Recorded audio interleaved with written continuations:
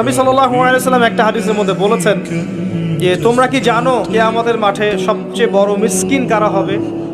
সাহাবায়ে কেরাম বলছেন আমরা তো মনে করি যার সম্পদ কম, অর্থবিত্ত কম, সেই সবচেয়ে বেশি মিসকিন, সবচেয়ে বড় মিসকিন।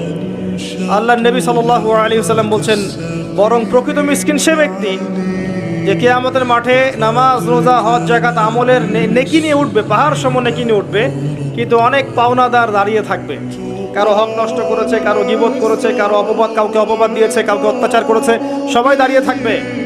এদের হক আদায় না করা পর্যন্ত সে পুলসিরাত পার হতে পারবে না।